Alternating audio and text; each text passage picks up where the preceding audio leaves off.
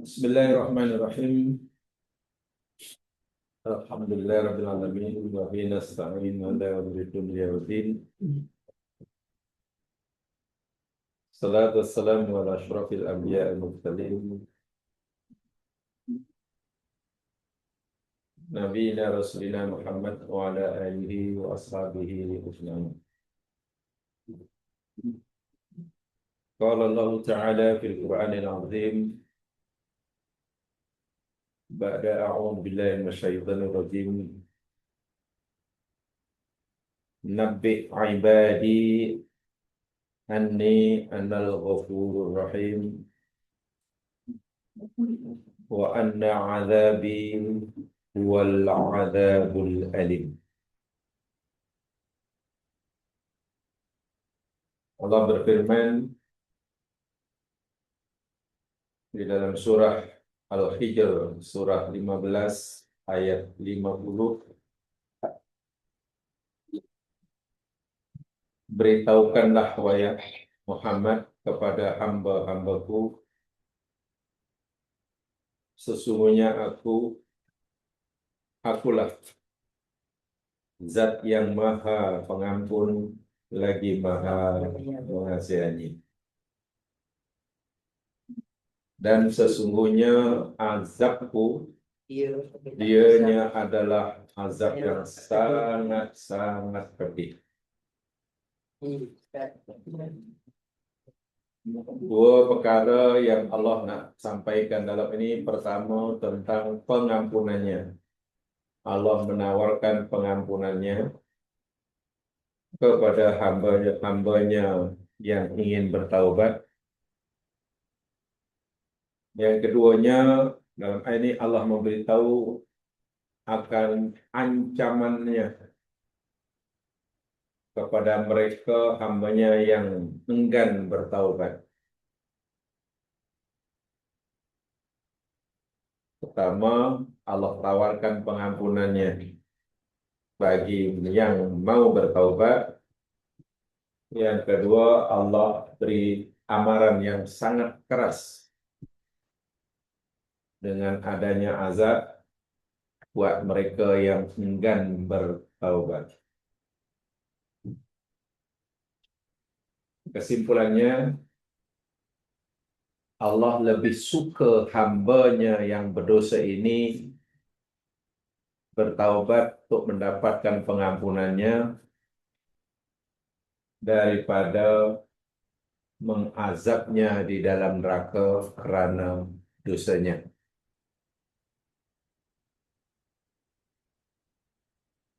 Ghafurur Rahim.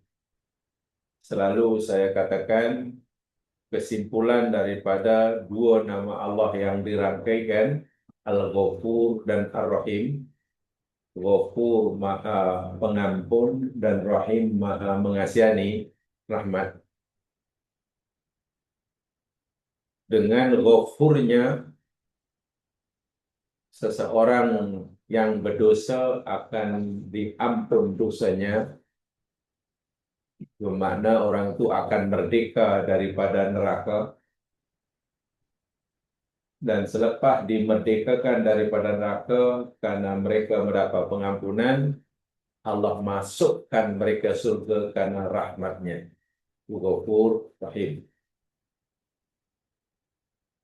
Dan juga ada yang menyimpulkan kalimah Ghafur Rahim ini, Allah lebih suka memasukkan hambanya yang berdosa ke dalam surganya kerana taubatnya daripada mengazabnya di dalam neraka kerana dosanya. Tolong pahami benar-benar itu kesimpulannya. Allah lebih suka memasukkan hambanya yang berdosa ke dalam surganya kerana taubatnya. Itu penting, kerana taubatnya. Daripada mengazabnya di dalam neraka kerana dosanya. Kesimpulan seperti ini selari dengan banyak firman dalam Al-Quran. Tempoh hari kita telah belajar di dalam surah Az-Zumar. Pintu surga sentiasa terbuka sepanjang masa, sementara pintu neraka sentiasa tertutup. Dan pintunya baru terbuka bila dah ada apa? Bila dah ada calon penghuninya sampai. Jadi bahasa mudahnya pintu neraka ini macam automatic gate lah. Bila ada orang nak masuk dah dekat baru buka. Bila dah masuk tutup balik. Jadi kalau orang nak masuk tu memang benar orang-orang tak sabar-sabar nak masuk neraka dah. Kalau dah tutup dah pintu neraka ni sepanjang masa. Ada juga orang yang nak sangat masuk neraka, ditutupkan dah. Sementara surga pintunya sentiasa terbuka. Hatta yang nak jadi penghuninya, yang calon penghuninya belum tiba pun dah. Ibarat rumah yang akan tuan rumah yang akan menerima tetamu yang dihormati. Tuanku nak berkunjung ke rumah, nak beradu di rumahnya. Agung baru 1 minggu belum tiba bersama. Wah, rumah sudah dihias bukan main. Bukan main dihias, pintu terbuka 24 jam. Tetamu belum tiba. Kemudian tuan rumah sangat mengalu-alukan. Surga demikian juga, mengalu-alukan penghuninya. Sementara neraka sebenarnya kata, bahasa mudahnya neraka kata, janganlah kau datang, janganlah, aku tutup pintu aku. Jangan. Tapi karena ramai juga yang tak sabar-sabar masyarakat, mereka tak apalah karena awak tak sabar-sabar, aku buka lah. Itu dalam surah Az-Zumar. Dan dahulu kita pelajari yang ayat itu sebenarnya tidak bercanggah dengan maksud hadis Nabi. Apabila tiba bulan Ramadan, pintu surga dibuka, pintu neraka ditutup, syaitan di. Ramai yang memahami, hari telah kita ambil hadis itu, ramai yang memahaminya, pintu surga hanya terbuka bila tiba Ramadan, pintu neraka hanya tutup bila tiba Ramadan. Maknanya sebelum Ramadan, pintu surga tutup. Habis Ramadan, masuk Syawal, pintu surga tutup balik. Karena dibuka hanya bulan. Jadi sekarang pintu surga sedang ditutup. Pintu neraka baru tutup bila masuk Ramadan. Bila habis Ramadan, nah sekarang pintu neraka. Itu pemahaman yang sebenarnya salah itu. Bukan hadis yang salah, pemahaman dari hadis tadi tak betul. Karena kalau kita fahami seperti itu, ya di pintu surga baru terbuka kerana Ramadan, pintu neraka tertutup kerana Ramadan. Mana sebelum Ramadan pintu surga tertutup, pintu neraka terbuka. Masuk Syawal pintu surga tertutup balik, pintu neraka terbuka balik. Bercanggahlah dengan Al-Quran. Dan tidak mungkin Nabi bersabda bersanggah dengan Al-Quran. Jadi pemahaman itu yang sebenarnya perlu diluruskan, perlu dibetulkan. Tapi itulah yang beredar seperti itu. Sehingga kadang ramai penceramah-penceramah mungkin, atau mana adalah tuan-tuan dulu, untuk kita masuk Ramadan. Karena sekarang ini jangan lepaskan peluang. Sekarang pintu surga sedang dibuka, pintu neraka sedang. Tengok, ya tengok, tinggal 1 hari lagi. Lusa pintu surga tutup balik. Jadi kita terpaksa menunggu 1 tahun untuk pintu surga terbuka. Jadi orang pun akhirnya Ramadan macam narak ibadahnya, masuk Syawal, ya balik asal. Jadi bangun ibadah terkejut. Belum lagi syaitan belenggu pada bulan Ramadan. Sekarang belum Ramadan, mana setan? Merdeka sama dikatakannya. Jadi untuk menunggu setan kena belenggu, nantilah. Inilah pemahaman. Hadis tadi tidak salah, tapi pemahaman seperti itu yang kurang betul. Karena pemahaman itu bercanggah dengan Al-Quran, dengan pemahaman Al-Quran. Dan dulu telah kita pelajari sama itu, jadi saya tidak perlu mengulangilah. Tidak perlu mengulangi. Baik, minggu lepas kita pelajari sama bahwa kata Ibnu Qayyim al-Jauziyah, di dunia ini Allah menyediakan 3 anak sungai, itu bahasa metaforanya. Ini bahasa metaforik ya. Atau ini bukan sungai, nampak sungai, bukan. Kalimat bahasa metafora. Metafor maknanya di dunia Allah sediakan 3 sarana, 3 peluang, 3 cara untuk manusia membebaskan dirinya daripada dosa. Untuk dapat pengampunan. Pertama, yakni sungai taubat nasuha. Yang kedua, amal baik. Daripada amal jahat. Yang ketiga, sungai ketiga. Yang ketiga. Musibah. Jangan lupa ada 3 tuh. Jadi di dunia ada 3 perigi kalau orang ingin membersihkan dirinya daripada dosa. Tanggalkan dosa dengan taubat. Tanggalkan, hilangkan dosa dengan memperbanyak amal soleh, amal baik. Dan dosa juga dapat tertanggal, hilang karena adanya musibah. 3. Nah, jika 3 sungai ini tak mampu nak membersihkan seseorang daripada dosanya sehingga mati, maka di akhirat akan masuk sungai yang keempat. Sungai keempat itu namanya neraka. Banyak tu bila tentu bila. Karena neraka itu yakni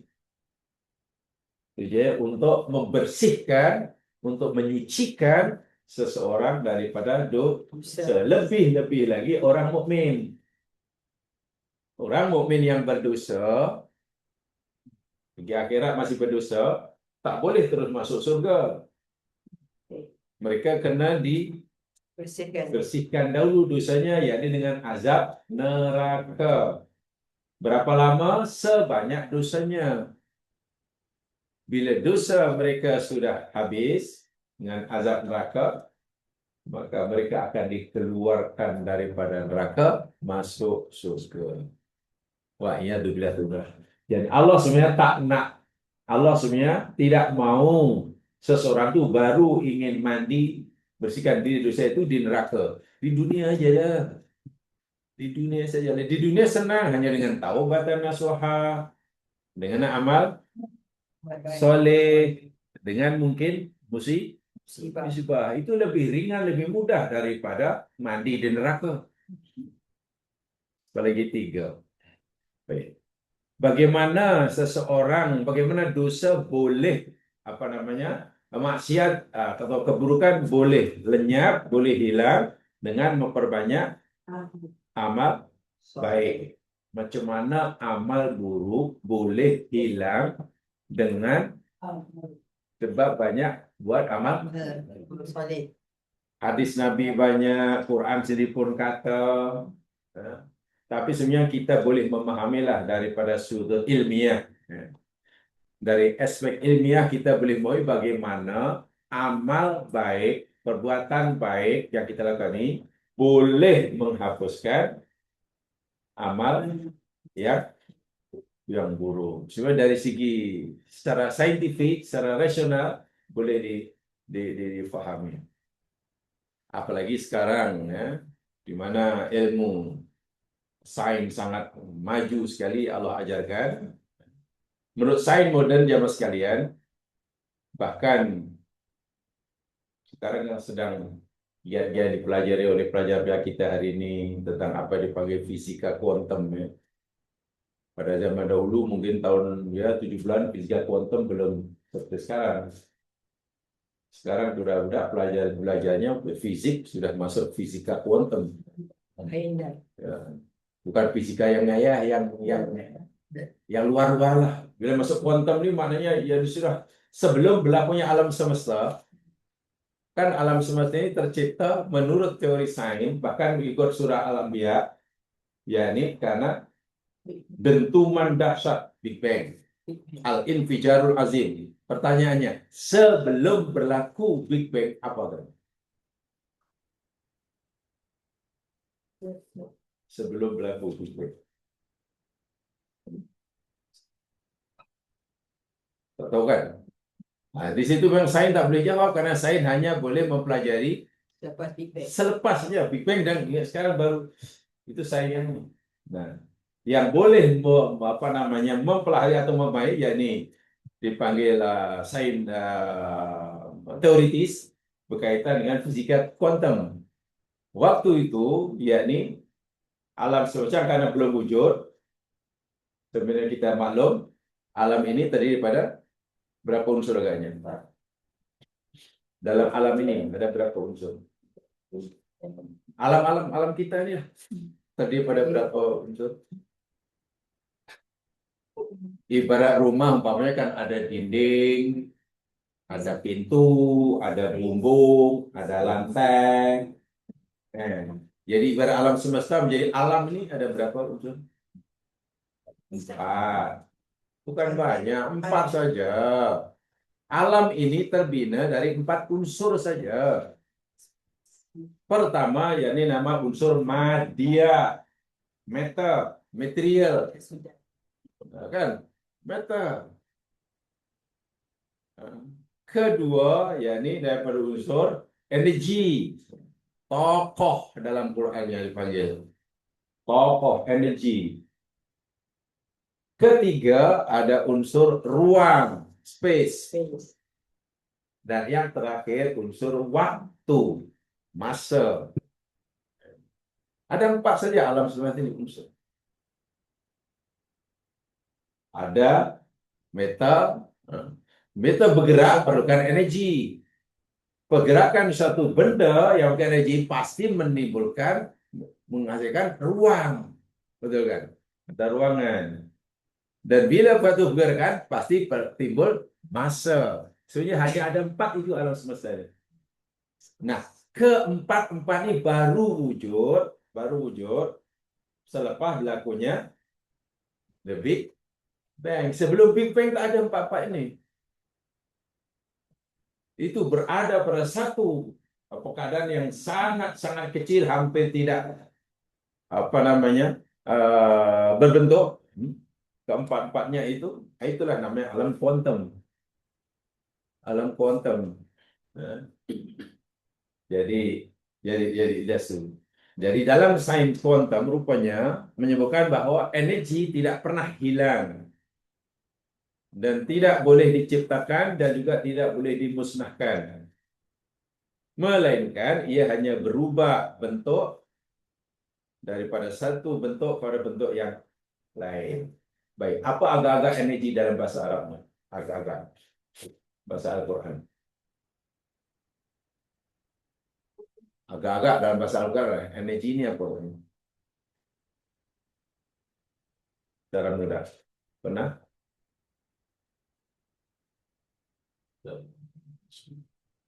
Energi yang paling suci, paling murni namanya nur. Nur itu energi yang termurni sekali. Yang nur kita artikan cahaya lah. Tapi cahaya bukan cahaya lampu, cahaya materi. Itu belum nur. Apa itu? Nur bahasa Melayu. Al-Quran kata dalam surah An-Nur apa? Allahu nurus samawati. Itu luar biasa. So alam semesta ini semuanya yang berasal dari nur sebenarnya, energi. Kata guru saya dulu, yakni bahwa benda pun, meta pun sebenarnya energi yang mengkristal. Energi yang mengkristal jadilah benda. Jadilah benda. Baik. Jadi perbuatan jahat, kalau kita buat jahat, sama ada perbuatan ke ucapan ke bola tangan ke atau apa saja, buat jahat lah. Buat jahat. Kalau tangan saya bergerak, mana perlukan apa banyak? Energi, pasti kan? Tangan ini energi nih. Walaupun kita tak nampak. Kalau kita tak nampak. Jahat ke, ia akan meningkatkan apa yang dipanggil. Baik, jom sekarang. Secara mudah, ini saya yang paling mudah. Kalau tangan saya bergerak, mana saya memberikan energi. Betul? Pergerakan tangan saya ini agaknya menimbulkan apa kepada energi-energi yang sebelah saya? Ada gelombang nggak agaknya? Ada menggerakkan apa namanya partikel-partikel yang ada di keliling saya atau tidak? Agak-agak nggak? Pasti menggerakkan kan? Gerakan saya ini akan menyebabkan pergerakan partikel yang ada di sekeliling saya yang sangat halus, atom yang paling halus lagi, mungkin subatomik. Berlaku apa yang dipanggil resonansi, resonance. Energi itu akan merambat, akan jadi wave yang. Dan energi saya ini, sebenarnya, yang keluar dari tangan saya, yang baik ini, tidak hilang. Energi tidak boleh dimusnahkan. Dan energi tidak boleh diciptakan. Sehingga ada tak ada yang memberi kesan pergerakan tangan saya ini kepada sekitar saya. Agak-agak. Jangan kita pasal tak nampak, kemudian kita tak ada. Dari ilmu saya ini, untuk ada kesannya. Akan mempengaruhi semua sistem yang ada di sini saya dalam peringkat subatomik. Ya, bukan peringkat atom ya, peringkat subatomik. Maknanya apa? Subatomik kan? Atom kan tadi pada 3 unsur, kan? Ada elektron, ada proton, ada neutron. Nah, subatomiknya yakni protonnya dipisahnya di 3 itu. Bila 3 itu diceraikan, tak akan jadi atom. Kan?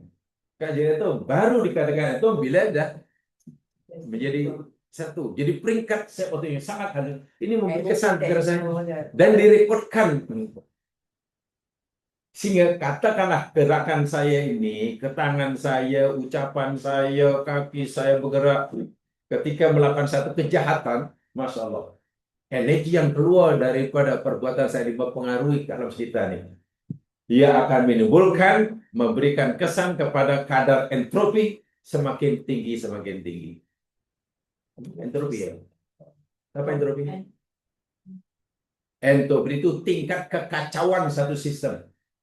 Ingat, alam semesta ini oleh Allah dicipta bukan mengarah bergerak kepada kesempurnaan, tapi alam semesta ini sistemnya dicipta oleh untuk bergerak menuju kepada kehancuran. Dalam bahasa mudahnya, alam semakin hari bukan makin sempurna, tapi alam semakin hari semakin hancur.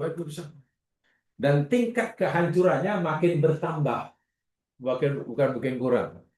Kalau dalam bahasa agama, alam dicipta oleh bukan untuk kekal, tapi untuk binasa. Sampai satu peringkat akan binasa. Idza zulzatil ardu zilzalaha. Itu kemuncak entropi. Entropi ini kehancuran, ketidakaturan suatu sistem. Jadi kalau kita buat jahat, ia akan meningkatkan tahap entropi alam kita. Akan memberikan kesan kerusakan. Sebenarnya kalau kita buat baik, ia akan mengurangi tahap entropinya. Karena kesannya kepada alam sekitar menjadi teratur.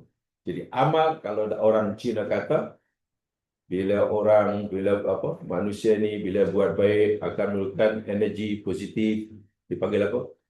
Orang Cina kata.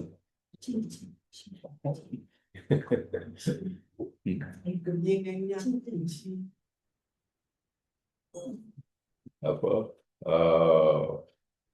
chi ya. Nah, kalau buah jahat mengeluarkan energi negatif, itu beri kesan yang luar biasa. Jadi kalau kita buat baik, sebenarnya kita akan mengeluarkan energi yang akan menurunkan tahap entropi alam semesta. Maknanya memperbaiki kerusakan alam semesta.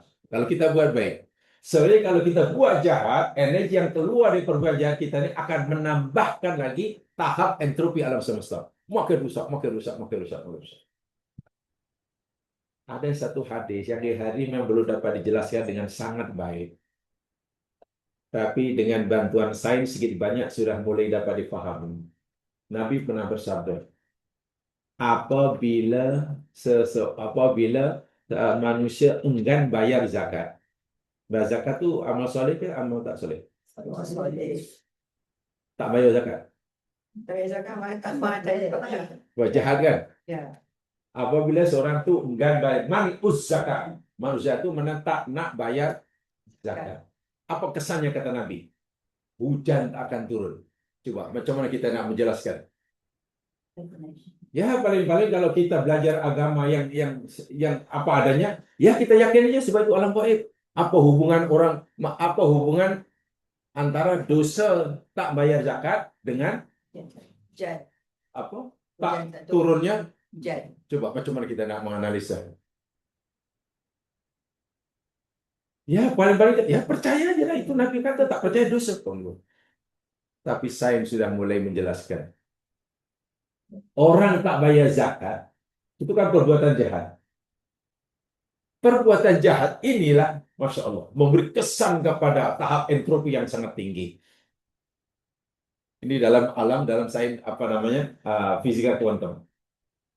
Dan satu di antara kesannya bila nanti tahap entropi alam semesta makin meningkat, ya, tingkat kekacaunya tinggi, ya satu di antaranya tidak turun hujan, walaupun hujan tidak sesederhana kita pahami. Matahari mungkin sudah tidak mampu lagi memisahkan molekul air, pisah daripada garam di lautan, sehingga uap air tak naik. Atau kalau naik pun terlalu panas, akhirnya tak akan jadi air. Uap air kan sangat ringan, karena sinar matahari, molekul air akan memisahkan diri daripada kalau di laut daripada garam, jadi uap air. Katalah sentiasa panas, agaknya jadi itu hujan atau tidak? Tidak. Akan menguap, hilang. Akan hilang. Tapi kalaulah sistem masih teratur, uap air yang naik sampai atas jadi sejuk, bila sejuk berhenti karena berat. Sejuk kan berat, tapi belum cukup berat sehingga belum boleh jatuh. Di sana diproses, Quran kata namanya iksor, tempatnya namanya muksirat.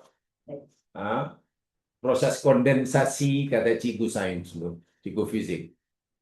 Akhirnya tukar jadi air, mana-mana yang dah jadi molekul air akan jatuh, jadi hujan. Sains sudah mulai menjelaskannya.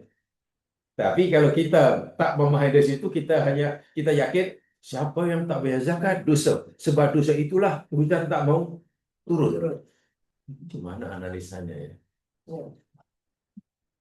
Kalau begini,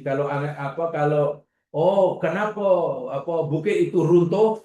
Macam tak runtuh. Seperti itu banyak orang buat rumah di tebing, korek-korek runtuh lah. Itu senang nak fahami. Tanya pakar geologi.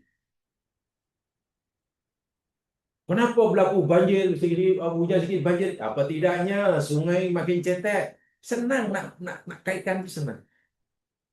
Karena 100% itu ada hubungan kait tentang hukum alam semesta dipanggil sunnatullah. Tapi coba kalau apa hubung kait antara maksiat, dosa maksiat kepada Allah, contohnya tak sholat, contohnya tak bayar zakat, contohnya deraka pada mak bapak, dengan kemarau panjang.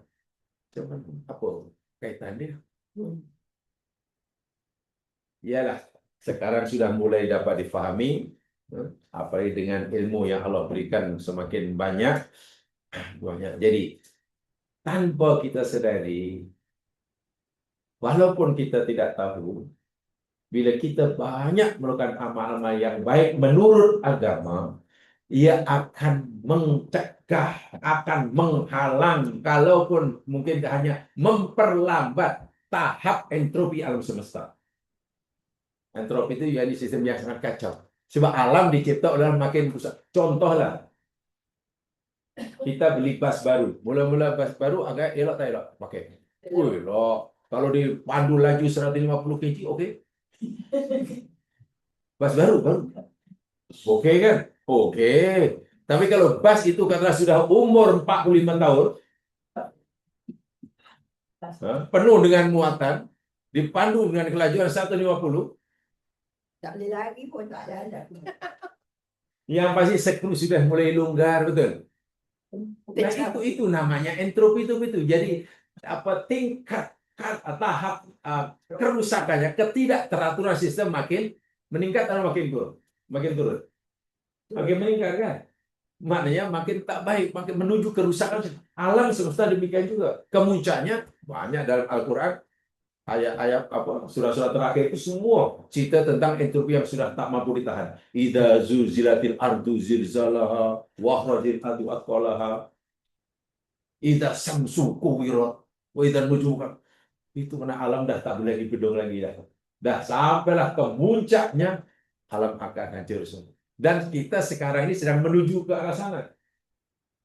Nah, salah satu cara untuk mengurangi tahap entropi, nak menghalang tidak boleh, melakukan banyak amal.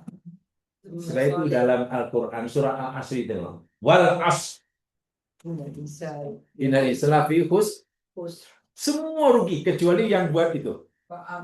Amanu, amil solihat, tawassaw bil haq. Itu saya yang boleh menyebabkan ia tak rugi. Alam tetap akan hancur, tapi si penghuninya tak akan rugi selagi ada 4 ini.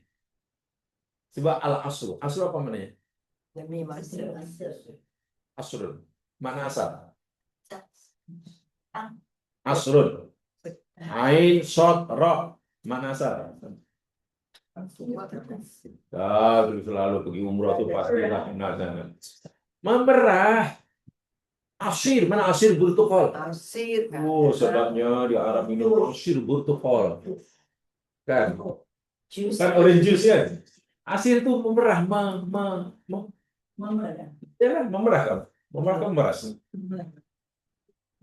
Macam buah kita perah, kita ambil airnya, jusnya. Itu namanya asrun. Makna asalnya bukan masal. Makna asalnya pertanyaannya, kenapa Allah gunakan kalimat asrun yang mana asal memerah, Allah gunakan untuk merujuk waktu. Rupanya waktu ini memerah. Memerah, siapa yang pasti akan diberah habis. Sehingga siapa yang pasti rugi kecuali 4 itu. Kalau kita tak nak rugi, 4 itu. Sehingga ada Fakhruddin Ar-Razi bagi analogi masa ini ibaratnya orang jualan macam orang jual ais batu. Orang jual ais batu. Kalau tak cepat laku jualannya, rugi atau untung? Rugi. Kenapa rugi? Nanti benda itu busuk. Karena nanti Dosa. es batunya jadi air kan. Lainlah kalau jual apa namanya buah keras. Kalau jual keras hari itu tak laku, tak apa, esok mesti pakai. Jual batu, tak apa. Ais batu di tengah dan jual ais batu pasti bukan musim sejuk. Musim sejuk jual ais batu mana laku. Jadi kalau tak cepat terjual, rugi. Karena sekejap lagi akan, nah ibaratnya masa itu macam ais batu tuh. Bukan makin kuat, tapi makin cair, makin. Nah, orang yang hidup, yang di dunia, tanpa melakukan 4 itu, pasti rugi karena diperas, lagi tak ada. Jadi apapun rugi. Mau kaya, mau miskin, mau jadi pemimpin, tidak, selagi tidak ada empat ini, rugi. Jadi al-asr itu sebenarnya menunjukkan bahwa alam semesta ini termasuk waktu pun, yakni menuju kebinasaan, kehancuran. Kalau dalam bahasa sains itu tadilah alam semesta ini, yakni ada satu sistem sehingga entropinya sangat tinggi, menuju kepada ketidakaturan sistem sangat tinggi, sehingga sampai ke puncaknya alam semesta akan hancur. Bagaimana caranya untuk memperbaiki? Ya, kita buat amal soleh. Amal soleh itu boleh memberikan kesan baik kepada pesekitaran. Ini dari segi apa namanya agama. Kalau daripada segi yang zahir, senang saja. Kalau kita tak mau banjir bila hujan, apa yang patut kita buat?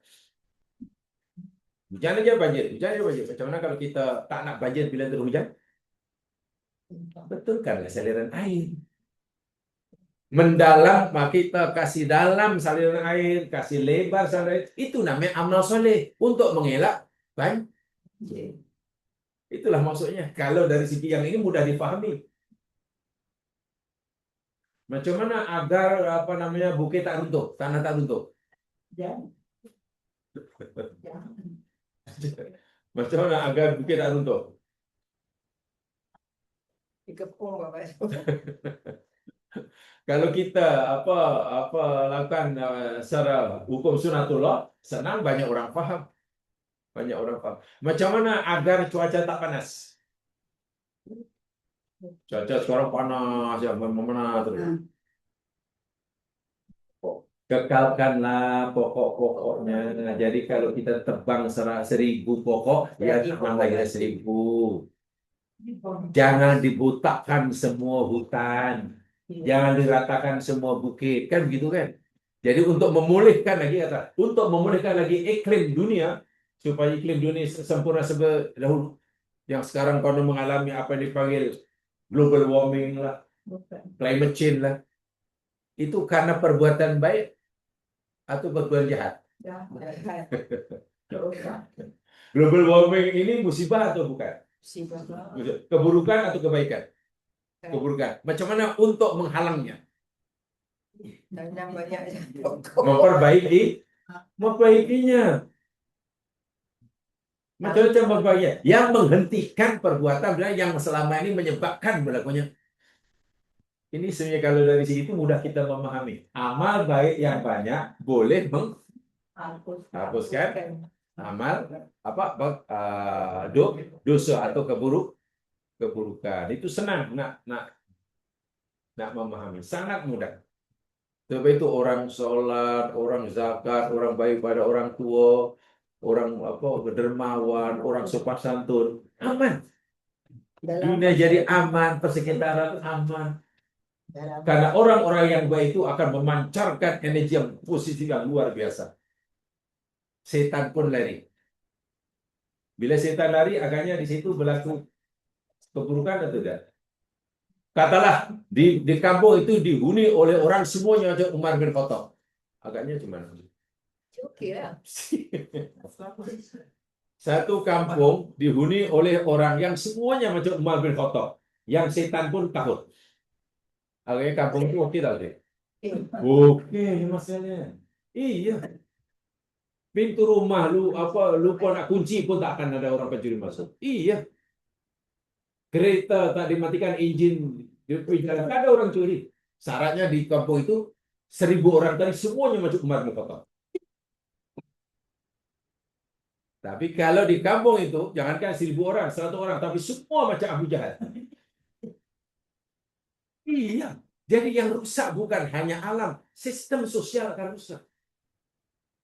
Jadi untuk memperbaiki, perbanyakkan amal soleh orang yang itu sangat mudah difahami kan. Kemudian yang ketiga apa nih Bari?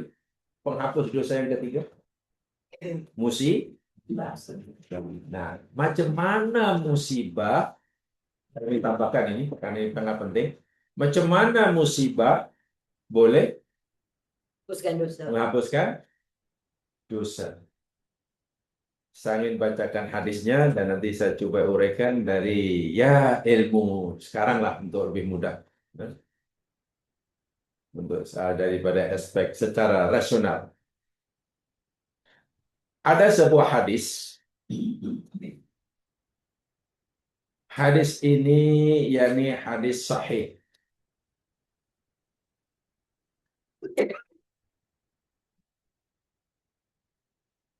Yang dirawikan oleh Imam Muslim, bahkan juga oleh Imam Al-Bukhari. Sahih hadisnya. Daripada sahabat Atha bin Abi Robah.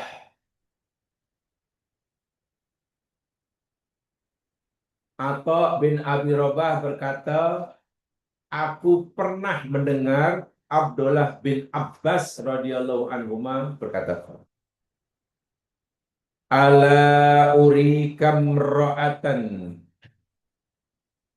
Suatu hari, kata Abdullah bin Abbas, Nabi Shallallahu Alaihi Wasallam bersabda kepada kami semuanya, ala urikam ra'atan min ahlil jannah.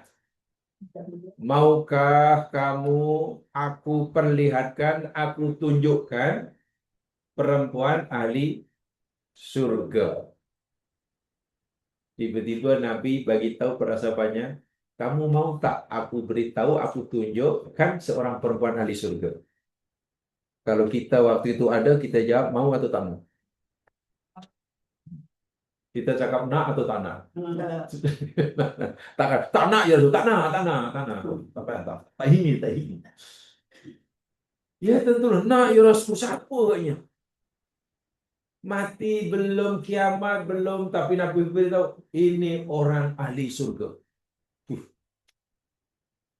Luar biasa. Kultu, lalu kata Ibnu Abbas, benar ya Rasul, bala, ya kami mau ya Rasul. Siapa agaknya perempuan ahli surga itu? Qala, Nabi bersabda, hadhil mar'atus sauda. Nih, perempuan hitam, berkulit hitam nih. Bukan perempuan kuning langsat. Bukan perempuan yang jinjang. Apa? Yang jinjang lehernya. Bukan perempuan yang jadi rebutan produk untuk jadi duta produk. Hitam. Maknanya bukan orang Quraisy nampaknya ini kan. Hitam. Dan ya pada zaman Nabi, sahabat-sahabat yang Masya Allah makamnya sangat tinggi di sisi Allah, bahkan masuk itu kaumnya orang hitam. Bila berubah hitam, Wahsy hitam. Allahu Akbar. Luqman yang Quran jadikan namanya Al-Quran, itu orang hitam, bukan hamba abdi. Hajar istri Nabi Ibrahim hitam. Nah orang Afrika ini hebat, orang hitam-hitam. Bahkan Luqman, Allahu Akbar. Dia punya bodinya Luqman ini orangnya pendek, gemuk, rambutnya keriting, bibirnya dua-dua tebal. Tebal. Kaki dia tapak kaki lebar. Tapak kaki lebar. Bibirnya tebal, orangnya pendek, hitam pula. Jadi kalau tengok daripada fisikanya, bodinya, memang tak akan ada orang ambil jadi duta produk. Tak mungkin. Jadi produk apa? Bintang Elan. Mana? Tapi tengok, namanya jadi nama Al-Quran, surah Al-Quran, Luqman. Buat nasihatnya pada anaknya dirakamkan oleh dalam Al-Quran. Bila berubah, belum mati, capanya sampai surga. Wah, capa bila agaknya apa? Bata ataupun Di kambing. Kasut Fir'aun mungkin emas, tapi dah diumpan dalam neraka. Ya itu, Masya Allah, kalau kita belajar itu mana Allah hadirnya Allah Subhanahu Wa Taala memuliakan hambanya bukan karena status sosialnya, bukan karena darah keturunannya, tapi karena ubudiannya. Itu mana berita yang sangat luar biasa. Sehingga orang yang paling kaya sekalipun, Fir'aun, tak bolehlah merasa angkuh. Apa yang diangkuhkan? Jadi penghuni neraka. Yang hitam legam pun tak bolehlah rasa inferior. Karena jika ia mukmin akan jadi ahli surga. Jadi Nabi kata, kalau kamu nak tahu perempuan yang ahli surga itu jadi seorang perempuan yang hitam. Imra'ah sauda. Atat Nabi Shallallahu Alaihi Wasallam suatu hari ada seorang perempuan berkulit hitam legam datang menemui Nabi. Jumpa Nabi. Faqalat, lalu perempuan hitam ini kata, Inni usra, ya Rasul, sesungguhnya aku ini diserang penyakit usra, epilepsi. Usra itu jadi penyakit epilepsi. Yang ada apa ya? Penyakit kulit. Apa epilepsi? Apa yang Oh iya, apa namanya nih? Khinzir Majnun. sama ini. Itu penyakit Khinzir Majnun. Sama babi. Gak babi gila, gila babi. Kan tiba-tiba tak sedar diri itu kan. Apa orang bilang gila babi? Sawan, sawan lah. Gila babi ini terus sangat. Tiba-tiba tersadar. Inilah Rasul, masalahku aku dengan penyakit itu ya Rasul. Wa inni atakassaf. Tapi ada yang dirisaukan. Yang lebih dirisaukan bukan hanya penyakitnya, kata perempuan hitam tadi. Tapi ya Rasul, setiap kali aku diserang penyakit epilepsi ini, ini atakasyaf, auratku terdedah tanpa aku sadari. Bahkan aku tersilat tanpa aku, ya namanya orang epilepsi manalah sedih. Tapi orang bagi tahu, aku tahu karena orang bagi tahu. Oleh itu ya Rasul, fatmullah ali. Ya Rasul, tolonglah doakan kepada Allah buat aku agar aku sembuh sehat daripada penyakit stroke, epilepsi. Dia minta kepada Rasul agar Rasul doakan pada Allah supaya penyakitnya sembuh. Jadi kalau jumpa Nabi tak perlu makan obat atau akar-akar kayu. Cukup Nabi doa. Senang ya Nabi ini. Kalau Nabi kata masih hidup dan buka klinik, pasti laku hospital tutup. Saya yakin hospital tutup. Tak ada orang belajar fakulti kedokteran, tak ada. Tapi sakit jumpa Nabi, Allahumma sembuh. Sakit apapun hanya Allahumma sembuh. Apalagi kalau Nabi Isa masih hidup. Wih, cuma tak laku hospital. Rugi aja hospital.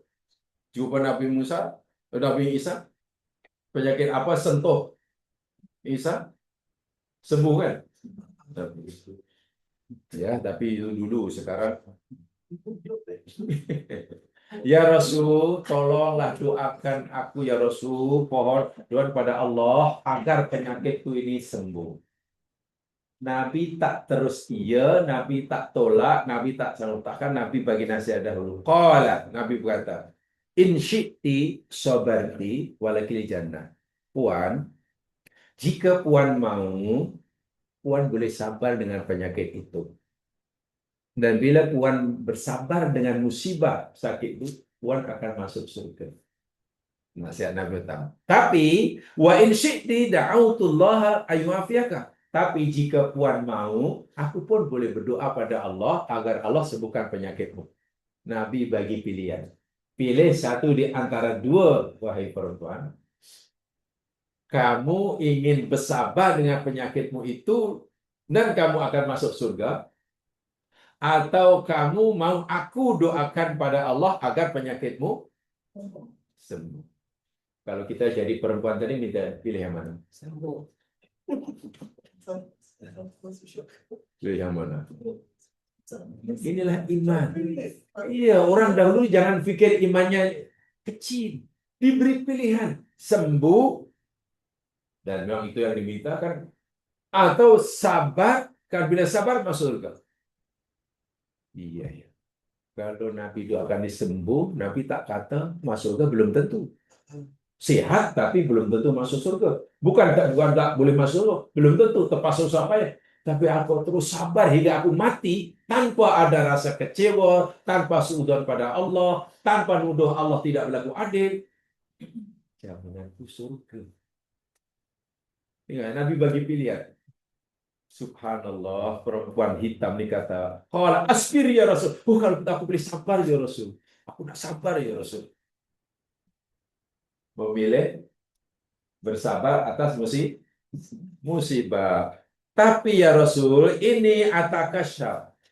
Karena setiap aku ini diserang epilepsi, aku tak sodi dan auratku terdedah, tolong ya Allah berdoa, ud'ullaha li alla atakasyaf. Berdoalah engkau ya Allah pada ya Rasul pada Allah agar bisa bila-bila masa aku diserang epilepsi, auratku tidak terdedah.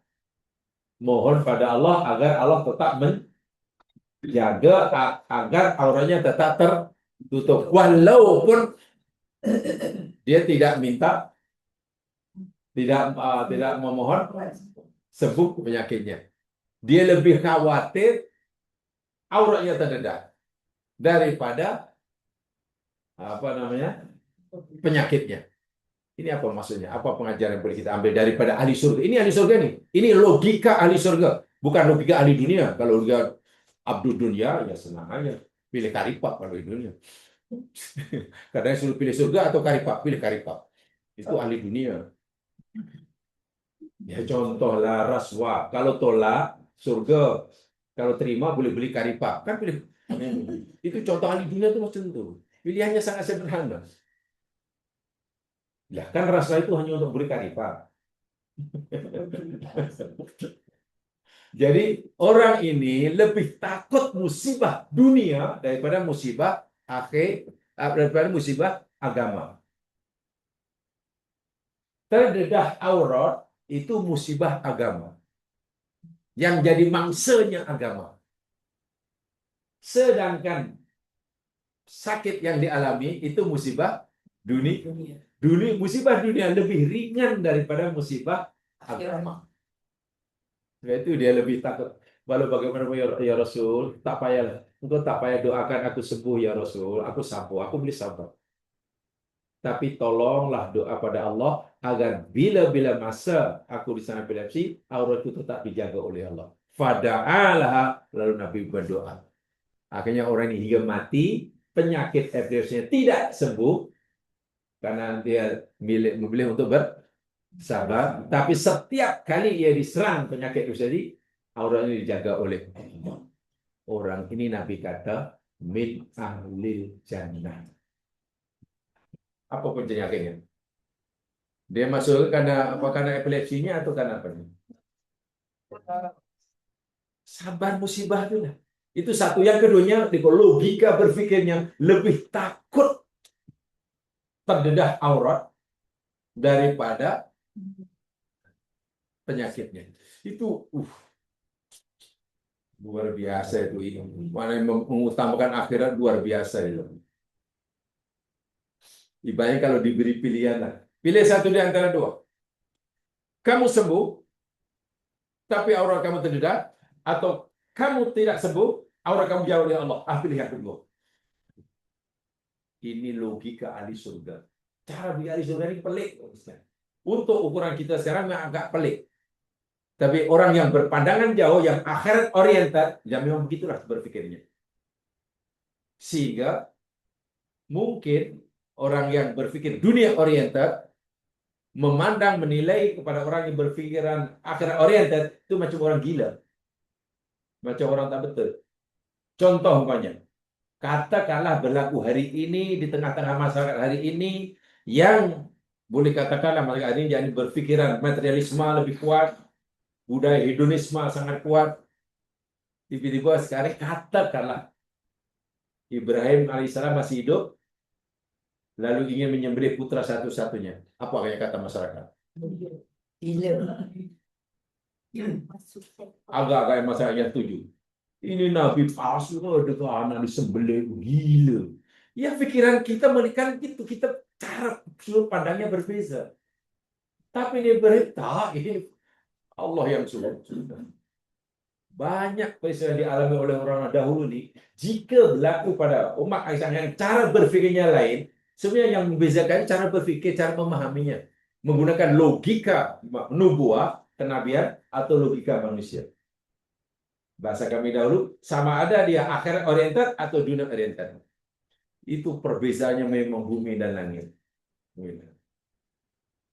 Kalau dunia oriented kan berpikirnya ini kepentingan sesaat. Orang yang dunia oriental itu berpikir yani untuk kepentingan di sini dan kini. Di sini dan kini. Adapun yang berpikir akhirat yakni untuk yang nanti dan yang di sana. Tapi manusia ini kan biasanya suka yang sekarang atau yang nanti? Sekarang. Wah, sekarang ini hanya sesaat. Inilah yang saling menipu kita dalam bayang hidup itu seperti itu. Sangat-sangat. Wahai yang di sana tuh ya Allah. Dan Nabi memberitahu kita, Nabi pernah memberitahu kita, nikmat dunia dan isi sekarang ini dengan pelbagai nikmatnya.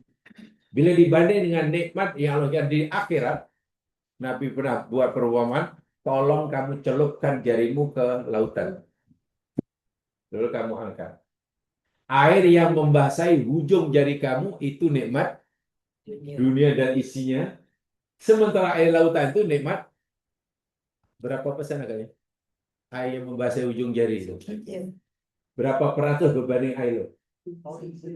Nah, yang sikit, yang secopek itu dibagi untuk seluruh manusia, seluruh binatang, tapi sanggup berebut berbunuh-bunuhan. Yang lebih malah hingga menyebabkan orang ini lupa akan air laut yang luas. Berebut yang sedikit hingga melupakan air laut yang Quran sangat banyak tuh ayat yang begitu. Wa mal hayatud dunya illa mata'ul ghurur. Tiadalah kesenangan dunia jadi hanya mata'ul ghurur. Kesenangan yang iya, memang tidak mudah berlogika nubuah lain. Logika kenabian. Jadi inilah contoh perempuan hitam ahli surga karena sabar terhadap musibah. Orang ini dipercayai nama dia kata pesara hadis yakni Ummu Zafar. Ummu Zufar. Zairi itu. Ummu Zufar al-Habsyiyah, orang Habsyi. Ya, orang Ethiopia. Sama dengan Bilal. Ummu Zufar. Ibnu Hajar al-Asqalani dalam kitabnya Fathul Bari, beliau menyatakan beliau adalah seorang yang sahabat yang agung, yang besar. Saudaul Basyarah, kulitnya berwarna hitam legam, dan dikenal sebagai imra'ah min ahli jannah, yang diberitahukan oleh Nabi SAW tadi. Kanat wakila, ada satu pendapat ini dalam kitab Fathul Bari, innaha kanat masyitatu Khadijah radhiyallahu anha. Beliau itu adalah ma'andam Khadijah al-Kubra. Jadi hamba abdi lah. Hamba abdi yang kerjanya, kalau masyitah itu kan makna asal masyitah yakni tukang penyisir rambut lah. Makna harfiahnya. Tapi takkan kerjanya hari-hari sisir rambut aja. Ya, yang menyiapkan pakaian apa semua. Jadi hamba abdi lah. Karena ini perempuan kerjanya betul. Macam tu Khadijah. Apa namanya? Nabi beri dia pilihan sama memilih sembuh atau memilih bersabar. Tapi dia memilih bersabar atau ujian karena Nabi beritahu bila ia memilih sabar ia akan masuk surga. Dosanya terampun. Baik, dari hadis ini ulama yang sekarang mempunyai banyak sekali uraian. Satu di antaranya, orang ini jumpa Nabi meminta kepada Nabi Ummu Zufar ini agar Nabi doakan supaya penyakitnya sembuh. Tapi Nabi bukan menolak, tapi juga bukan mengiyakan, tapi Nabi bagi pilihan. Apa yang dipilih oleh perempuan ini sebenarnya tidak salah. Memilih sabar pun boleh, milih untuk sembuh dan pun boleh. Nabi tak. Pertanyaannya, bila Nabi bagi pilihan nak sabar dan tak apa dengan penyakitnya atau nak sembuh, sehingga ulama hadis berpendapat apa hukum berobat. Bila kita sakit, apa hukum berobatnya? Kan dari hadis ini kita boleh ambil kesimpulan. Orang ini sakit. Apa hukum berobat itu? Wajibkah? Sunatkah? Makruhkah? Haruskah? Atau haramkah? Ada orang tahu, oh berobat itu hukumnya wajib. Kalau wajib, Nabi pasti tak bagi pilihan kan? Hadis ini menjadi panduan itu. Kalau hukum berobat itu wajib, Nabi agak-agak bagi pilihan atau tidak? Atau terus doakan aja. Orang ini minta sembuh, tapi Nabi bagi pilihan. Itu maknanya berobat hukumnya wajib atau tidak? Berdasarkan hadis ini. Tidak kan? Berobat itu hukumnya bukan wajib. Bukan wajib. Artinya orang boleh saja bersabar tanpa mengeluh, tetap husnudzan kepada Allah Subhanahu wa taala. Sehingga para jumhur ulama dari madhab Hanafi, madhab Maliki, madhab Hambali, berobat itu hukumnya hanya harus. Ibahah. Harus maknanya harus. Kita ada pilihan kan? Tidak, kejap dulu. Ya, misalnya ini cerita hukum dahulu. Sabar. Harus. Harus maknanya harus. Ya, tepuk tangan. Tepuk dada. Tanya selera. Adapun menurut madhab Syafi'iyah, ulama Syafi'i, hukumnya istihbab, disukai. Berobat itu hukumnya disukai. Bukan wajib dan bukan harus, tapi disukai. Jadi menurut mazhab Syafi'i berobat lebih Disukai. lebih baik lah daripada tidak. Istilahnya lebih baik, bukan wajib ya. Bukan wajib. Ada di kalangan minoriti ulama fiqh berobat itu hukumnya menjadi wajib. Dengan syarat jika sehatnya lebih bermanfaat daripada sakitnya. Bila orang itu tahu bahwa sehat lebih memberi manfaat daripada sakitnya, maka berobat waktu itu bagi orang tadi, katalah orang yang punya peranan besar dalam masyarakat. Sehingga masa itu boleh katakan sejahtera atau tidak, hidup atau tidak, istilahnya bergantung pada dia. Karena dia sangat-sangat besar peranannya. Tiba-tiba jatuh sakit. Pada jatuh sakit, akhirnya masalah tadi, gimana keadaannya? Orang ini sangat besar peranannya. Dialah yang menjaga ekonominya, dialah yang menjaga zahannya, dialah yang macam-macam. Sehingga masyarakat semua tiba-tiba hamba ini sakit. Bila sakit, masalah jadi dia dah tutup pasal bosnya sakit. Semua berhenti kan? Roda masalah berhenti. Maka berobat bagi orang yang punya peranan besar seperti dalam masyarakat, hukum menjadi wajib menurut setengah ulama. Jadi wajib itu bukan hukum asal, tapi bergantung pada manfaat dan tidaknya. Kalau orang itu lebih dimanfaatkan, bermakna.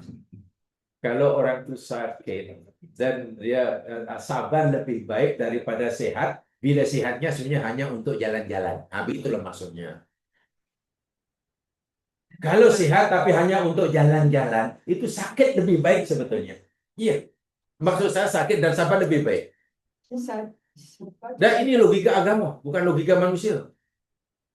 Lagi sekali kita belajar agama, bukan belajar nafsu ya. Kalau belajar nafsu tak semua agama semua kata agama salah kalau ikut nafsu. Karena hawa nafsu ini sifat semula jadinya sentiasa berlawanan dengan apa kata syariat. Senang saja. Kalau kita nak tahu kehendak hawa nafsu itu apa saja, senang nak mengenalnya. Apa saja yang menyalahi, yang menyanggah perintah syariat, itulah kehendak hawa. Sebab hawa nafsu ini tak pernah ngam dengan syariat. Agama suruh buat, nafsu kata jangan. Agama suruh duduk, nafsu kata berdiri. Agama suruh keluar, nafsu suruh sentiasa bercanggah. Sebab itu satu di antara kejayaan seseorang di dunia yang dari akhirat bila ia nak meluk Al-Quran, siapa yang berjaya mengawal hawa nafsunya. Wa amma man khafa maqama rabbih, adapun siapa saja yang takut akan kedudukan Tuhannya, wa nahan nafsa anil hawa. Apa ini? Dan berjaya menahan kehendak hawa. Fa innal jannata hiyal ma'wa. Maka sebenarnya surgalah yang akan menjadi tempat tinggalnya. Untuk jadi ahli surga hanya perlu 2 kata Al-Quran. Takut akan kedudukan Allah, maka sentiasa patuh perintahnya dan mengawal hawa, menundukkan hawa. Hawa nafsu tidak boleh dibunuh, ditundukkan, dikuasai. Jangan dimanjakan. Tadi saya katakan, macam mana nak mengenal kehendak hawa nafsu? Senang aja. Apa saja keinginan kita yang bercanggah dengan syarat. Yang bercanggah dengan syarat. Contoh, termasuk bercanggah ini tak semestinya berlawanan ya. Ini dalam kajian Qalbun Salim. Bercanggah tidak semestinya berlawanan. Mana kalau syariat suruh pergi, hawa nafsu suruh duduk, bukan begitu. Termasuk yang bercanggah itu agama kata wajib, hawa nafsu kata sunat. Itu pun dah hawa nafsu. Ini wajib nih, kata agama. Dalilnya jelas, alah sunat aja, you tak apa tak apa, sunat aja. Iya, bahaya tuh. Karena sentiasa bercanggah.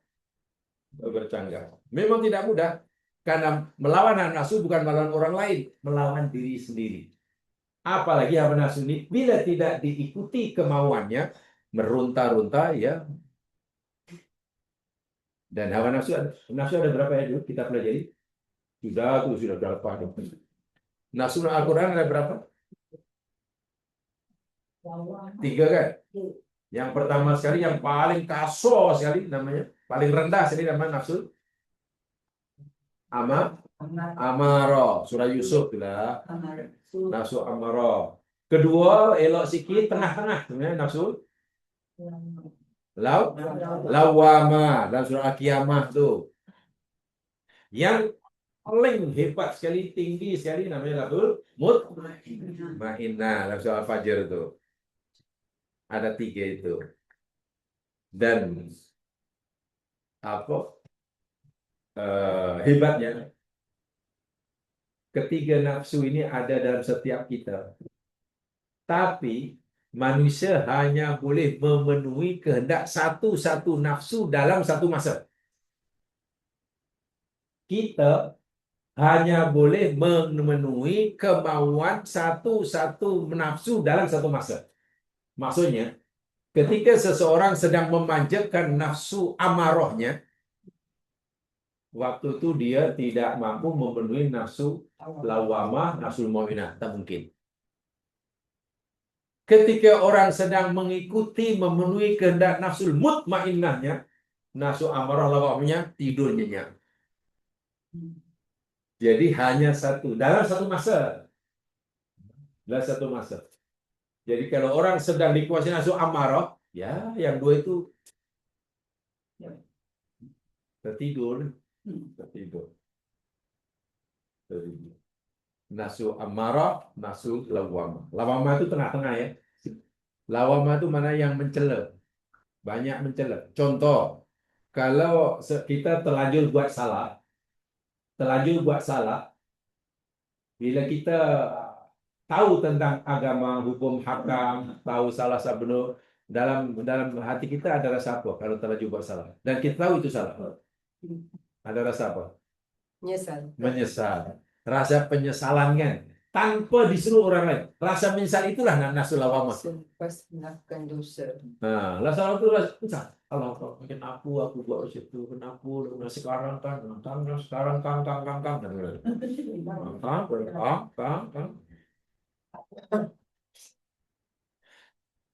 Itu nafsu lawamah itu baik, tapi belum baik sangat karena itu penentu. Bila orang berada nafsu lawamah, ia berada di persimpangan jalan. Yang mendorong tadi buat jatuh nafsu amarah namanya. Bila terlanjur, dia menyesal. Dia berada di persimpangan jalan. Nafsu lawamah ini. Kita disuruh pilih. Dan bisikan itu mungkin sama-sama kuat. Satu dipengaruhi nafsu amarah. Nafsu lawamah dipengaruhi nafsu amarah. Katanya, alang-alang kamu mandi biar basah kuyup. Nah, itu bisikan nafsu amarah. Alang-alang celuk baju. Betul. Dia sampai pangkal lengan. Awak sudah salah. Masyarakat sudah tak hormat awak. Kalau awak nak coba baik pun, masyarakat tak percaya. Nama awak sudah hancur. Alang-alang mandi biar basah kuyup lah. Akhirnya penyesalan jadi kurang karena iya ya, kalau aku nak baik pun sia-sia je, orang dah tak percaya dah. Nama aku dah hancur. Nafsu amarah yang menguasai lagi lah jahat. Sementara nafsu mutmainnah pun membisikkan juga. Betul, kamu salah. Kamu kan manusia, kamu bukan malaikat.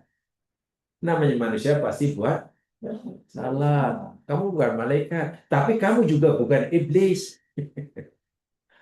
Allah pula memberikan ruang untuk kamu bertaubat. Kalau kamu bertaubat, kamu akan itu bisikan nafsu mutmainnah. Jadi hati-hati kalau kita berada pada nafsu lawamah di tengah-tengah itu. Orang yang mengikuti nafsu amarahnya, tambah jahat lah. Jadi kejahatan pertama itu ibaratnya macam latihan. Latihan masih rasa bila dah buat 10 kali sudah kurang rasa bersalah, buat 100 kali dah tak rasa bersalah. Bahkan kesalahan dianggap kewajiban. Dianggap sunnah hidup. Oh itu maknanya sudah dikuasai. Bila sampai nafsu mutmainnah, kedua-dua nafsu jadi tidur nyenyak. Sehingga nanti bila tiba masanya, Masya Allah, malaikat beribadah dia berani nak kasau-kasau lah. Malakul maut hanya panggil ya ayyuhatan nafsul mutmainnah irji'i ila rabbiki radiyatan. Hanya disuruh balik, tak perlu dibentak-bentak, tak perlu ditarik-tarik. Itu kalau nafsu mutmainnah. Nafsu mulhimah ni tak ada. Mulhimah. Dan itu pembagiannya, pecahannya. Tapi yang intinya menurut Al-Quran 3 itu. Yang 3 itu yang pokoknya. Yang lain itu ya ini biasanya orang ulama untuk menjelaskannya. Jadi berdasarkan hadis ini ulama sebenarnya terbagi jadi 3. Menurut jumhur Hanafiyah, Malikiyah, Hanabilah hukum berubah itu hanya harus. Mazhab Syafi'iyah hukumnya istihbab. Istihbab itu disukai. Bawa sedikit sunat enggak? Bawa sedikit sunat namanya istihbab. Contoh, sembahyang rawatib lepas maghrib itu sembahyang sunat kan? Ya. Lepas maghrib, lepas isya itu rawatib sunat. Salat 2 rakaat sebelum maghrib itu bukan sunat, istihbab. Jadi basi. Kenapa? Nabi tak buat, sahabat buat, tapi Nabi izinkan, Nabi benarkan, Nabi akui. Itu namanya istihbab. Jadi rendah sedikit lah. Jadi hukum berubah menurut mazhab Syafi'iyah hanya istihbab. Istihbab. Daripada kalimat hubun. Apa hubun? Pintas. Jadi istihbab disukai lah. Istihbabun. Isi banyak kan kita selalu bilang mustahab. Mustahabun. Isinya. Ustaz, tapi berubat tu kan usaha. Iya, ini saya cerita hukum dulu. Oh, Cuma, jadi kalau bilang apa itu berobat itu usaha. Sekarang pertanyaan sama. Lah itu usaha untuk sembuh itu apa hukumnya? Kan sama aja. Tadi kita bicarakan hukum berobat, betul? Ya kan? Berobat itu kan berusaha. Nah, sekarang kalau ini pertanyaan sama juga. Apa hukum berusaha? Ya kan sama aja. Nah, tapi berusaha itu kan jumpa dokter. Pertanyaan sama lagi. Lalu apa hukum jumpa dokter bila sakit? Sama. Nah, mau disebut berusaha ke, mau disebut berobat ke, mau disebut jumpa dokter ke, mau tanya sama. Ikut jumhur harus, ikut Syafi'iyah istihsab. Menurut minority hukumnya wajib, wajib tapi dengan syarat. Wajib jika apa tadi? Sehatnya, bila sehat manfaatnya lebih besar. Orang tua, anak ramai, seorang ayah, anaknya ramai, tanggungannya besar. Karena dia sakit sehingga tak boleh kerja, sehingga masalah keluarganya terbengkalai. Anak yang sekolah jadi susah. Maka ketika bapak sebagai ketua nota jadi bila sakit hukum berobat dah jatuh wajib menurut minority tadi. Itulah maksudnya. Tetapi jika katakanlah dia tidak besar manfaatnya, bahkan bila sehat ruginya lebih besar daripada manfaatnya. Karena masih hanya mensia-siakan waktu. Sehat lebih banyak mensia-siakan waktu. Lebih banyak masanya terbuang, lebih banyak menambahkan bebanan daripada bekalan.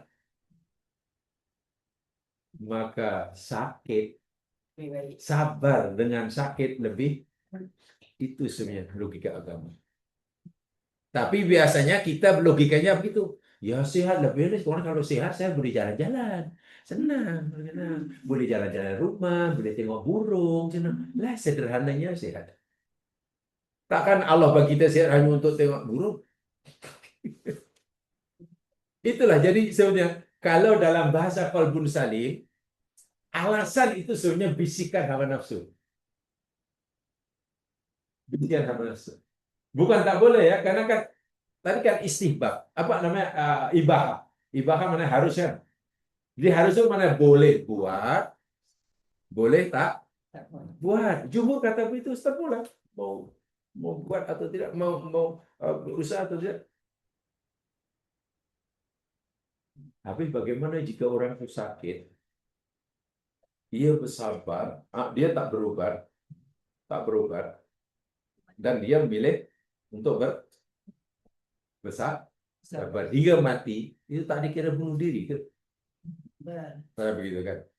Nih orang ini ahli surga malah hingga mati dia tak berobat, mati. Dan mati juga karena masa dia masih ada sakit akal. Ahli surga. Sabarnya itulah yang menghalangi ia daripada status bunuh diri. Jadi tidak bunuh diri. Mati karena sakit dan dia sabar, matinya bukan bunuh diri. Matinya bukan bunuh diri. Bahkan statusnya ketika mati ia termasuk sobirin. Orang yang sabar. Sabar. Gitu. Karena berobat hukumnya hanya berbeza dengan, nah ini, orang lapor. Menurut sunatullah, bila lapor, kita disuruh makan. Makan itu apa hukumnya? Ikut Al-Quran. Kata hukum fiqah. Dulu belajar fiqah. Ada kadang fiqah ini pelik lah. Untuk saudara-saudara ini, beribu sekalian, hukum fiqah itu ada wajib, ada sunnah, ada haram, ada makruh, ada harus. Ya wajib contohnya sholat, wajib. Sunnah contohnya ya puasa lah hari Senin. Yang harus makan. Makan itu harus, nak. Belum tentu makan itu hukumnya harus. Tengok keadaan orang itu. Makan boleh jadi haram, makan boleh jadi apa wajib. Bagi orang yang lapar sungguh boleh makan. Makanan ada, tapi tak mau makan. Dan sebab tak mau makan, ia kolu. Maka hukum makan masa itu jatuh wajib. Bila tak makan dan dengan sebab tak makan mati, hukumnya bunuh diri. So itu dalam Islam, karena nak buat tuntutan apa sajalah, menuntut gaji ke berprotes ke apa, dalam Islam tidak dibenarkan mogok makan, tak boleh. Mogok makan itu bukan cara Islam. Mogok makan. Iya. Ya betul, mogok makan. Saya tidak boleh mogok lapar. Mogok lapar itu bahasa yang salah. Betul. Ya betul, mogok lapar itu mogok makan. Mogok itu maknanya buat atau tak buat? Mogok. Tak buat kan? Oh, hari ini driver taksi semua mogok bawa taksi. Maknanya? Hari ini pejabat itu, company itu tak ada pekerja karena semua mogok kerja. Mau kerja mana tak pergi kerja. Mogok lapar mana tak mau lapar. Tak mau makan. Mogok lapar mana tak mau lapar. Mana orang tu makan terus. Kalau mogok makan maknanya tak mau makan. Jadi yang salah tu mogok makan, bukan mogok lapar. Mogok lapar cuma. Mogok makan yang betul. Kalau mogok lapar maknanya makan aja. Itu bunuh diri. Itu bunuh diri. Jadi terpulang. Yang pasti ada yang harus, ada yang istihbab, mustahab, ada yang wajib itu tadi ada syaratnya. Dan tentu ada yang haram hukum berubah itu. Hukum berubah yakni haram jika caranya adalah haram. Ubat dengan cara yang haram. Nak sembuh sangat tak tahan, macam-macam lah cara. Buat ini tak sembuh, jumpa dokter itu tak sembuh. Dengan cara sunatullah yang diizinkan tak sembuh. Dengan doa yang syar'i tak sembuh. Karena tak tahan akhirnya tak apalah. You pergi Thailand, jumpa Sami Thailand. Sami itu terkenal semula, tak ada orang kecewa. Memanglah syirik. Memang syirik, tapi sembuh nanti. Ya syirik pun syirik lah, ni taubatlah. Dosa itu. Jika sembuh sekalipun, syirik dosa itu. Haram. Bahkan bila Allah bagi dia sihat, itu namanya istidraj. Jadi berobat dengan cara yang haram, hukumnya haram. Hukumnya haram. Itu jelaslah, itu sudah disepakati oleh semua ulama. Jadi harus tadi itulah, atau disukai tadi, mesti tak boleh dengan cara yang haram, perkara yang memabukkan, perkara najis. Ya contoh kan banyak kan orang untuk dipakai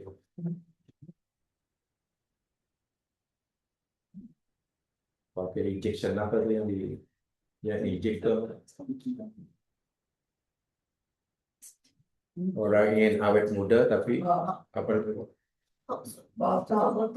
Botox. Ya, tentang botox ini ada dua hukumnya.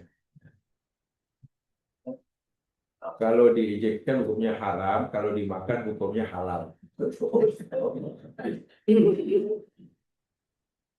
Paham? Ya, kalau dimakan hukumnya haram. Namanya botox. Tuh, ya, soto, ya daun-daun, ada ikan, atau itu dimakan itu.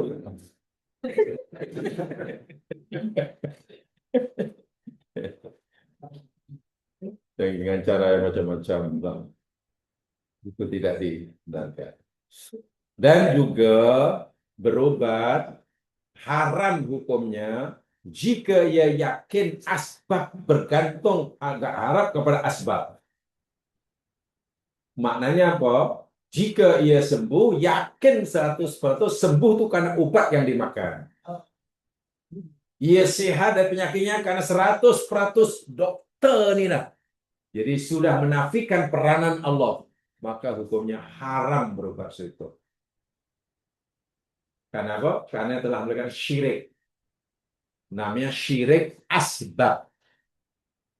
Syirik asbab. Syirik asbab itu yakni meyakini asbab sunnatullah ini bersifat mutlak. Meyakini api 100% membakar. Terlepas daripada kehendak Allah. Allah tak campur tangan sama sekali tentang panas atau tidaknya api. Itu sudah syirik. 100% pasal obat ini, 100% pasal dokter ini. Menafikan peranan Allah. Itu sudah jatuh haram. Jatuh haram. Ya, dan dengan yang haram tak boleh jumpa. Bomoh lah jumpa. Dan jelas berobat. Penyakit itu penyakit fisika, tapi dengan cara sihir. Dengan cara bomoh. Bomoh kata, oh, ini rumah awak ini ada penunggu. Penunggunya lihat. Pasti hantu jepun. Sebab itu awak asyik sakit karena rumah awak ini ada penunggu. Penunggunya hantu jepun. Dan dia mau pergi dengan syarat dia nak darah ayam putih. Jadi awak kena sembelih ayam putih, darahnya awak regis-regis keliling rumah. Itu dosa itu. Bukan dosa yang syirik. Pertama, perbuatan syirik. Keduanya, ayam dan disembelih dengan tujuan untuk apa? Menghalau, dijemput itu haram tuh.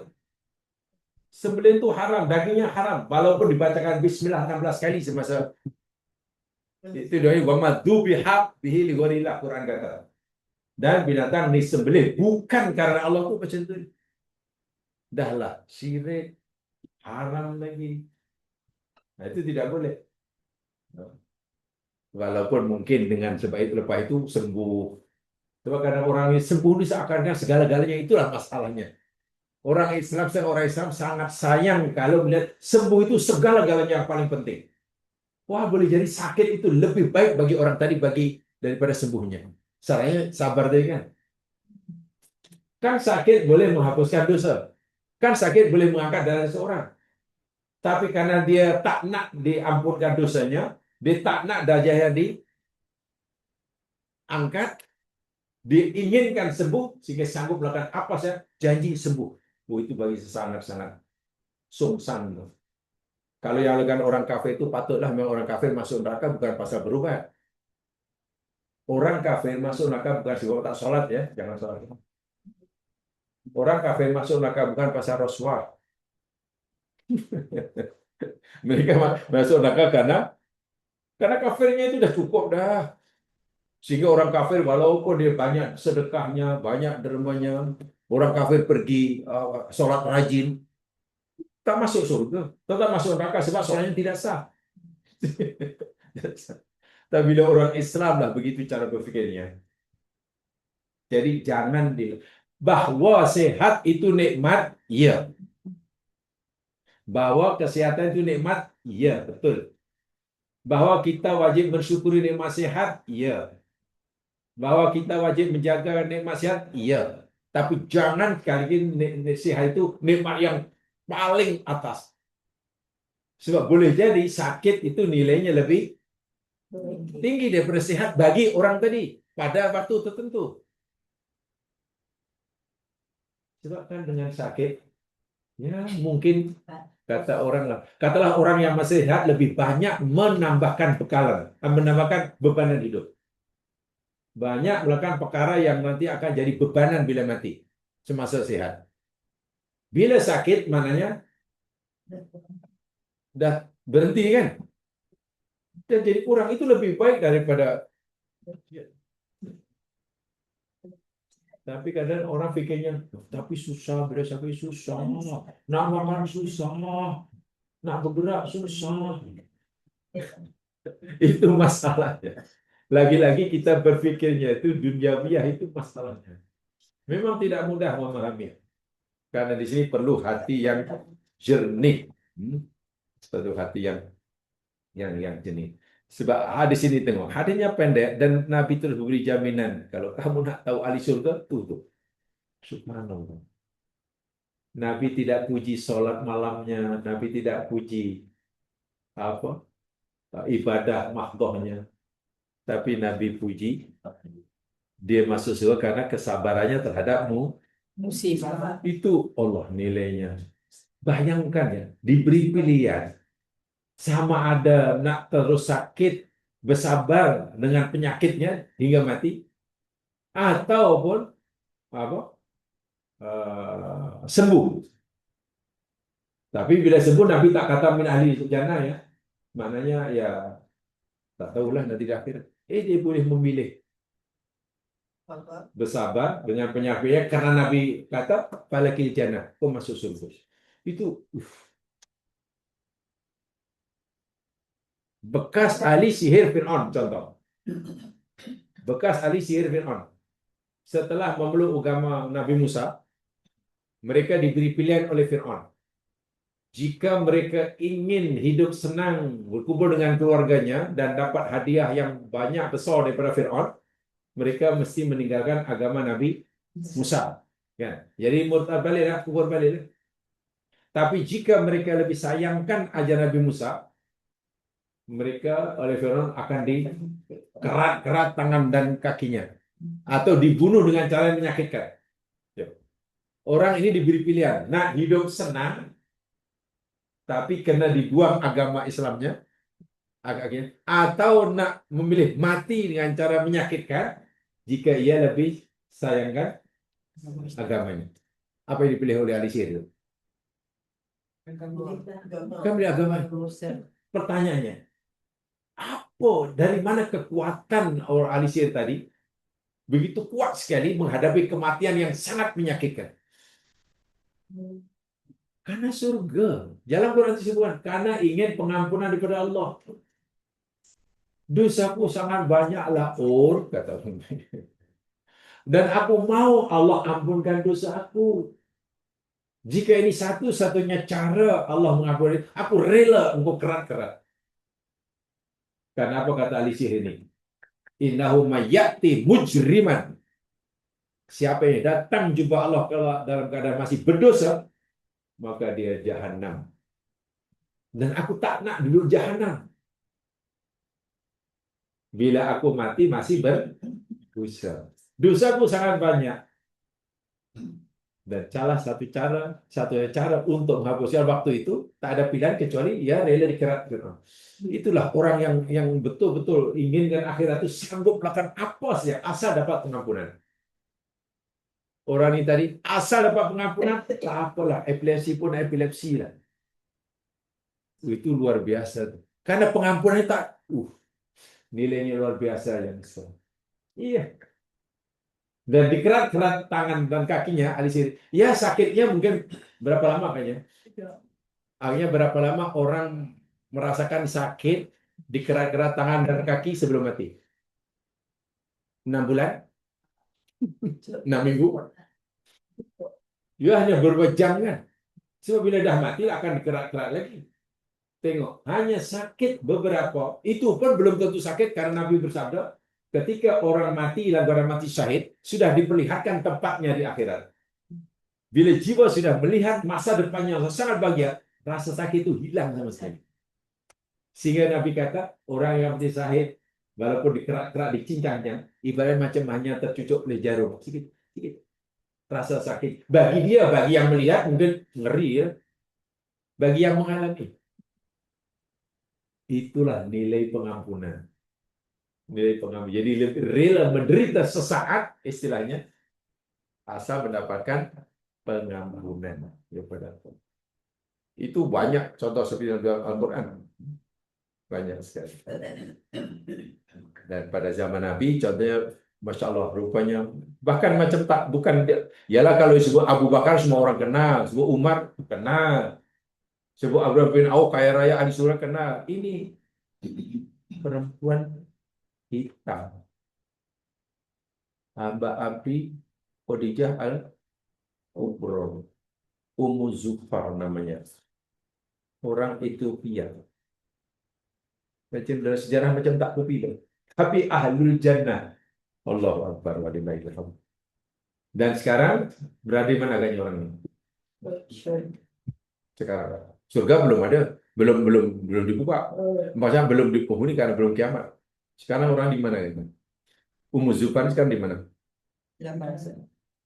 Di Raudatul Jannah, bukan di Jannah. Kan kubur, Nabi kata ada dua saja alam kubur. Kalau bukan Raudun min riyadil Jannah, taman surga, alam kubur itu yakni kufratun min kufarin niron, jurang api neraka. Orang yang dah mati semua berada di alam barzah. Di alam barzah hanya ada dua keadaan. Kalau bukan sebagai taman surga, dia sebagai jurang dan mungkin taman surga. Tempatnya di mana? Ya tak tahu di mana alam kubur. Karena alam kubur ini pun bertingkat-tingkat juga. Bukan satu level ya. Alam kubur seperti mana alam akhirat sebagai surga. Di surga kan banyak tingkatan kan. Ada tingkat yang paling rendah, ada yang paling tinggi. Para nabi di alam kubur tak sama dengan orang soleh di alam kubur. Walaupun sama-sama Raudhul Jannah. Para nabi tinggi. Bahkan ada satu clue lah yang mungkin boleh jadikan dasar berfikir. Nabi Adam dengan Nabi Ibrahim mana lebih dulu? Nabi Adam. Mana lebih dulu meninggal? Adam atau Ibrahim? Nabi Adam kan? Nabi Adam lebih dulu meninggal daripada Nabi Ibrahim. Tapi tengok ketika Nabi melakukan perjalanan Mi'raj ke alam yang paling tinggi hingga alam surga. Nabi jumpa Nabi Adam di mana? Langit pertama. Jumpa Nabi Ibrahim? Langit ketujuh. Allahu Akbar. Macam mana Nabi Ibrahim boleh melangkau begitu jauh sekali? Nabi Musa bawa sikit, Nabi Isa. Maknanya makom para nabi pun di alam barzah tidak sama. Apa rasanya agaknya ya? Ada yang tahu? Kenapa Ibrahim paling atas kan? Nabi ini gelarnya Khalilullah, baiknya. Dan Khalil itu makom tertinggi seorang manusia di hadapan Allah. Itu kita pelajari mana Khalil daripada Kullah. Nabi Musa kan Kalimullah. Yalah Nabi juga tapi gelarnya kali. Lagi pula Nabi Musa kan ya dari sekian banyak nabi yang paling sering membantah atau bercakap itu Nabi Musa. Nabi Ibrahim apa ya? Hanya sami'na wa ata'na. Nah, Nabi Muhammad balik dari Mi'raj, kan Allah fardukan sholat 50 kali kan. Istilahnya bahasa kita turun dah melalui Nabi Ibrahim. Nabi tak tanya apa-apa, tak ada kisah apa. Sekali melalui Nabi Musa bisa tanya, Muhammad, apa boleh? Allah soal 50 ini. Tak tua. Mu umatku tak larang aku balik kita lagi. Nabi Musa tu. Nabi Ibrahim tak kisah sudah. Dah Nabi ulang kali 9 kali. Tapi berkat perintah Musa ini kita akhirnya senang. Coba kalau Nabi Musa pun nilai 50 kita. Dan Nabi Musa yang pernah menangis juga ketika kepada Allah, ya Allah, cemanalah Nabi yang lebih kemudian daripada aku, mana lebih senior, lebih junior daripada aku, tapi umatnya lebih ramai yang masuk daripada umatku. Jadi nampak macam kalau dalam bahasa kasar lah, seakan Nabi Musa kata, ya Allah, aku ni Nabi yang lebih senior daripada dia. Tapi macam mana umat dia lebih ramai yang masuk daripada umat aku? Dia pula boleh melangkau, aku pula tu naik. Dan mesti ada alasan. Nabi Ibrahim paling tinggi tak kisah. Bukan Nabi Musa yang paling banyak tanya dan Musa. Masih hidup juga ketika sudah meninggal. Masih hidup pun macam-macam pertanyaannya. Tapi Allah Subhanahu wa taala tetap sayang dan dapat mencintai Nabi Musa. Nabi Musa memang orangnya begitu. Kan banyak permintaan yang pelik-pelik kan. Coba mana ada Nabi yang minta supaya Allah perlihatkan dirinya padanya ke Nabi Musa. Tak ada yang berani. Tak ada. Nabi Muhammad pun tak berani. Nabi Musa, ya Allah, boleh tak tunjukkan wajahmu. Nabi Ibrahim lagi tak berani. Nabi Ibrahim ini Nabi yang ikut dia. Yang samina wa ta'na. Dan apapun yang Allah suruh buat akan dibuat tanpa tanpa soal, tanpa berat. Walaupun jiwanya meronta, nafsunya meronta, ya bayangkan itu sebelah anak sendiri, satu-satunya itu. Ini ujian mana Nabi manusia diuji seperti itu. Malaikat pun mungkin geleng-geleng kepala tengok Nabi Ibrahim ini. Ada manusia macam itu sekali kepatuhan kepada itu Nabi Ibrahim memang terkenal luar biasa, luar biasa. Sehingga masya Allah ketika sekarang di alam barzah pun rupanya pada tingkatan yang paling tinggi itu ada yang memahami kedudukan para nabi yang Nabi temui semasa Mi'raj itu, bahwa para nabi di alam barzah pun tidak sama makamnya di sisi Allah. Walaupun sama-sama nabi, tidak sama. Tapi tidak bermakna lah Nabi Adam tak mulia, mulia juga namanya Nabi. Nabi Isa mulia, Nabi Yahya mulia, Nabi Yusuf mulia. Di surga lagi lah. Sebab orang biasa tentu tak boleh tak duduk sekelas dengan para nabi kan. Kelas nabi kan lain di surga. Paling atas kan. Orang mukmin. Wah. Nabi semua jenis. Nabi paling atas dan tidak ada yang sampai sana. Selain Nabi ada dua tingkatan. Tingkatan pertama muqarrabun. Tingkatan kedua ashabul yamin. Ada dua kelas. Dan dalam ashabul yamin itu pun ada kelas-kelas lagi. Paling bawah sekali solihin. Paling bawah. Makom solihin itu surganya paling bawah. Yang Iya. lain Ustaz? Yang lain? Ya. Yang Yang lain ashabun nar. Mas'amah. Solihin itu yakni apa dipanggil darajatun najat minan nar. Soleh kan kelayakan soleh itu yakni darjah terendah yang boleh menyelamatkan orang daripada neraka. Darjah terendah yang boleh menyelamatkan seseorang dari ibarat budak lah nak masuk universiti di pointer itu ngam-ngam cukup makan kurang sikit aja tak boleh.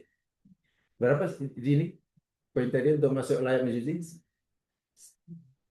Bukan 4.0 itu tak payah minta, dipanggil. Kalau 4 itu tak dipanggil, tak payah minta. Berapa? 2.2. Paling kurang.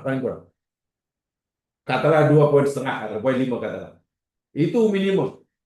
2,4 tolak.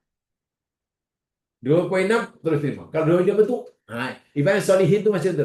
Makom terendah yang memberikan orang bebas di neraka, yang melayakkan dia masuk surga. Itu soleh itu. Iya.